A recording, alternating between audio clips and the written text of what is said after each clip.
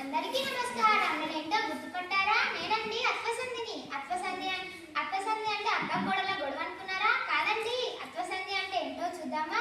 అత్తునకు అచ్చు పరమైనప్పుడు సంధి బహుళము గాను. ఇదే ఇంత బాగుంటే అత్వసంధి ఉదాహరణలు చూద్దామా? ఉదాహరణలు. అందరికీ నమస్కారం అండి. మేము మీరు ఉదాహరణలు. మొదటి ఉదాహరణ రామయ్య. రామ ప్లస్ అయ్య. ధన్యవాదములు. సెలయేరు. సెల ప్లస్ ఏరు ఈక్వల్స్ టు సెలయేరు. ధన్యవాదాలు.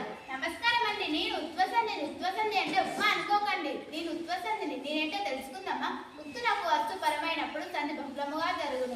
నేనేంటో తెలుసుకున్నాను. నా ఉదాహరణ చూద్దామా? ఉదాహరణలు. అందరికీ నమస్కారం. మేమే మీ ఉదాహరణ.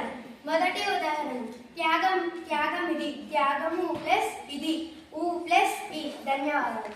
నేనండి మీ రెండవ ఉదాహరణ. నాకు ప్లస్ ఒక. ఊ ప్లస్ ఓ. ధన్యవాదాలు. అందరికీ నమస్కారం. నన్ను ఎవరైనా చూస్తున్నారా?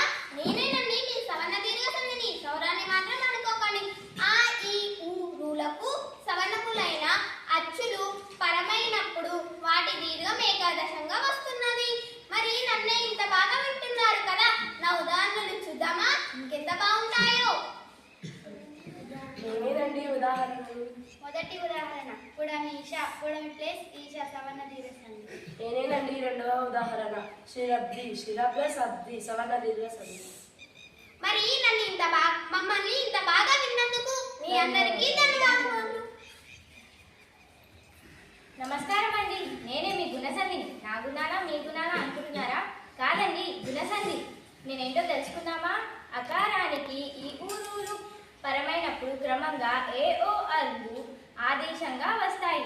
నేనేంటో చూశారు. నా ఉదాహరణలను చూస్తారా? ఉదాహరణలు.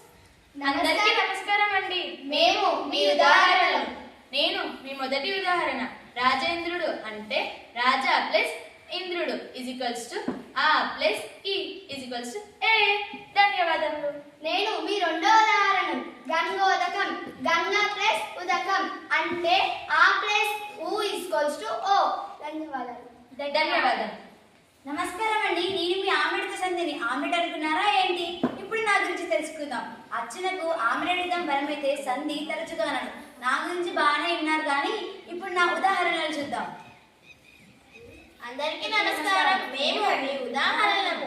మొదటి ఉదాహరణలు ఔరౌరా. ఔరా ప్లస్ ఔరా. ధన్యవాదాలు. నేనండి మీ రెండో ఉదాహరణ. ఆహాహా అనుకున్నారా? ఆహా ప్లస్ ఆహా. ధన్యవాదాలు.